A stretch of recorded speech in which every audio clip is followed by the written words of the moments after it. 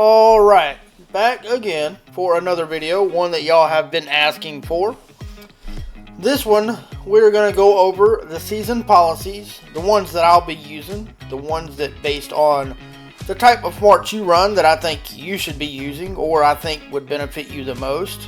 Now, please understand that this is my opinion and how you play could differ from, well, everyone else. So, as you can tell, our tree is a bit different this time. It looks like much more has been added, stuff has been shifted around. So the first one we have here is Scout Haste, March Speed, all the way up to an extra 30% Scouting March Speed.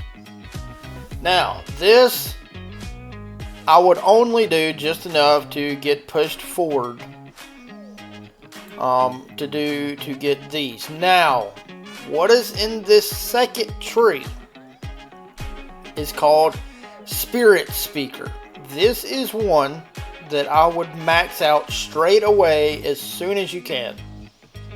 The reason being is because it gives you up to an additional 100% of the nine or neen, however you want to say this word here.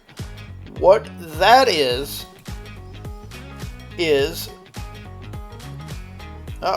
well, we got to complete season story ties that bond. So we will go do that in just a moment. But this is essentially like a currency or an experience, almost like the prestige that you use to upgrade your talents or skills or abilities, whatever you want to call them, in this right here. So with that being said, let's continue going over it. I would max this one out straight away. This one and this one I would get just high enough to unlock this one to push forward here. And you got daily elixir production and resource healing. Almost everybody, every single person, even someone like myself that spends a lot of money, should go for medical supplies. Some may go for the medical recruitment. The only people that I would see doing that would be Krakens, like absolute cracked out dudes, but in reality only going to get 200k more troops versus healing. Whereas if you look here, I mean, you get an extra 35,000 elixir a day, which is free healing. I don't know why you wouldn't do that. The second major thing I would max out outside, this is the very first thing I would take to 10 immediately. The next thing is going to be this one, your warrant capacity. Everybody knows what this is. This allows you to collect 3 additional pets a day. Also, for those that will be using resources to heal, I would max this out as well. At the speed that you max this out, it's going to determine how fast your kingdom gets into fights. And also the quality of the opponent that you will fight first. If you're not going to be fighting anybody for, several weeks or a week or a good amount of time before you actually meet up with someone, I would only take this high enough to start pushing further down the tree. Wellspring of Vigor, Stamina Limit bonus. This is another one that I would max out long before you get to fighting. Hold on one second. Sorry, I'm back. This gives you additional stamina limit bonus for your pets and your heroes, meaning you can keep them on the field longer. I would max these two out pretty quickly, and then we will move further down the tree. Spiritual Surplus, Max Energy, and Energy Recovery Speed. This I will go over with in a little bit more depth once we get to the tree that we got to go do the story for. Alright, now coming here. Up top, you have elixir capacity and production speed. If you're going to be fighting fast and a lot, the production speed is, in my opinion, going to be a better benefit to you. If you are more on a lower spender or free to play, or someone who during wartime is not going to be, fighting for 5+ hours non-stop, then the capacity limit may be a better benefit for you, as it allows you to hold an additional. You know what? Now that I see the percentage that you can hold in this one, I think the capacity limit is going to be your better bet. I think this one right here is probably going to be the best for pretty much everybody. Now that I go back and look at actually how much that gives you. So the Apothecary upgrade is the one I will be taking here. The one on the bottom, medical administration. So daily resource healing, and then stockpile. This allows you to carry over resource healing from the previous day. Truthfully, looking at it, oops, sorry about that. I think I'm going to go with the medical administration and just let me carry over, especially here earlier in the season. And it's only going to let you carry over, 2+ days worth. But for me, with my hospitals all at level 25, by the time I fight, that's almost 6 million troops, if I'm counting that correctly, that I could heal with resources. So medical progress, here's what I'm going to take an Apothecary upgrade. Moving down the tree, so we got Pyromancer's Clarity. Reduces the cooldown of Raise a Remedy, Fighting Phantasm skills. Chronomancer's Clarity. Reduces the cooldown of Dimensional Duel and Temporal Trap. And Plutomancer's Clarity reduces the cooldown of Sinu's Timeless Treasury. Alright. Almost everyone is going to take this one. Most people are going to be using Dimensional Duel and Temporal Trap skills. And again, I will go over those once we get into the second part of that tree.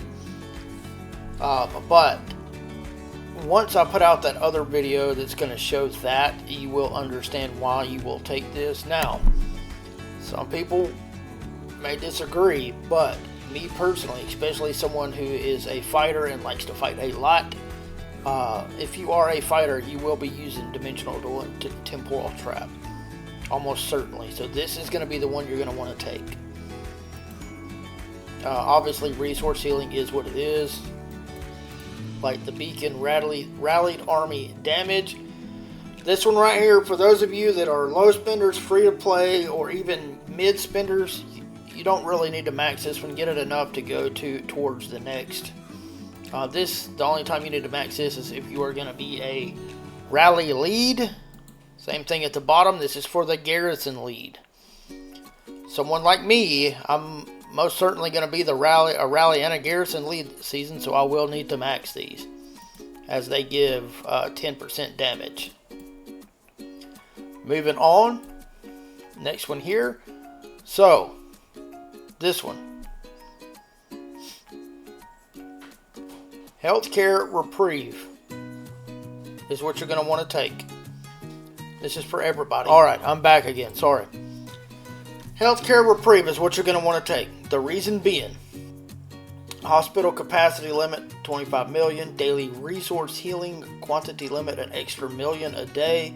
You also get an additional daily elixir production and a resource healing cost minus 20%, 10%. But here you get elixir capacity limit, another 100% on your elixir. Now, if you look at the rest of these, hospital capacity limit 50 million. Ain't nobody in this season have 50 million troops. The daily elixir production, 50,000, is nice. But the healing resource cost here is only 5% and prestige gain is 10%. This is useless. You will get enough prestige throughout the course of the season if you are active enough to max out most of these. Over here, 20 million. Again, nobody in this season's got 20 million. Daily resource healing limit is 5 million. Now that is nice, but it is what it is. Resource healing cost minus 20% is also really good. But stamina limit bonus 50%. So, depending on how much you fight, healthcare benevolence, useless. Don't get this one. if you are a lower spender or mid spender, this is the one you're going to want to take because it's going to give you additional elixir capacity and let you stay on the field longer. Most mid, well, I would say most lower spenders and free to play aren't going to have enough troops to fill 2 or 3 marches. So while you don't want the stamina bonus, is because you're going to run 1, maybe 2 marches, and when those marches stam out, swap your heroes out. But the elixir capacity limit is going to allow you to stay on the field longer and to be able to heal more of your troops. For those of you like me that are going to be your higher spenders to mid spenders and those that are going to be fighting for long portions of time and non-stop, the stamina limit bonus is what you're going to want to take. Resource healing cost as well. In reality, whether you're free to play all the way up to a high spender, either one of these could be very beneficial for you. It's really just going to depend on how you play.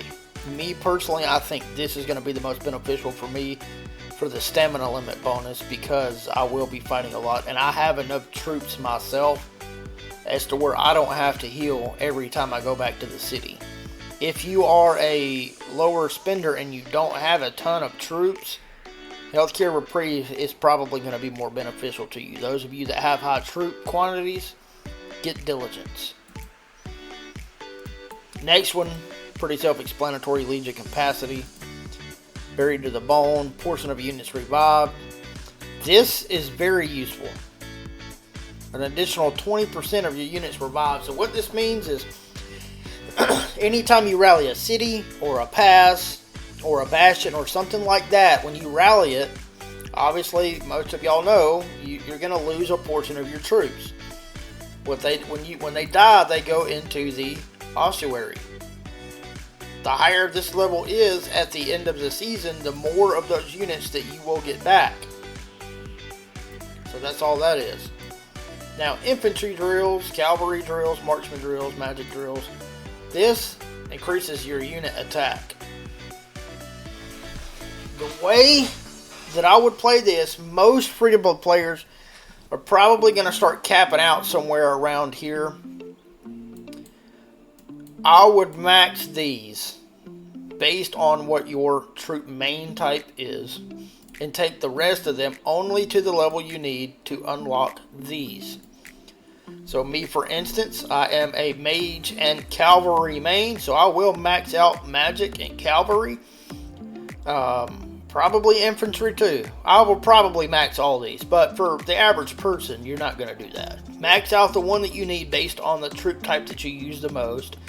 Put the rest at what you need to get here. Now, once you get here, what you are going to do is medical supplies. Medical supplies. You don't need to do resource healing. Elixir production is where you're going to want to be at for free to play and for spenders. And then once we come here, same thing. Elixir capacity limit, another 460% elixir. So, with the amount that you get from this one, if you are a high spender, what I would do, honestly, is get your elixir production speed. So you get 2%, so that doesn't seem worth it. And so 7.5%, 8%, it's just not worth it. To me, I'm going to go for Apothecary upgrade on 1 and 2. And you're going to get, a large amount of elixir that you can store for free. And it's going to give you a lot of free healing.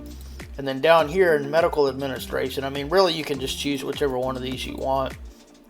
I'll probably I might do daily resource healing on both, just allow me to heal more troops. I'm not sure. This is, to me, going to be more situational, depending on how much you're fighting, how much resource healing you're actually going to be doing. And then Bitter End. Legion deals 5% more damage when both sides in a battle have this policy enabled. 2% of both sides severely wounded die. Not very many people are going to run this on the field. I probably will.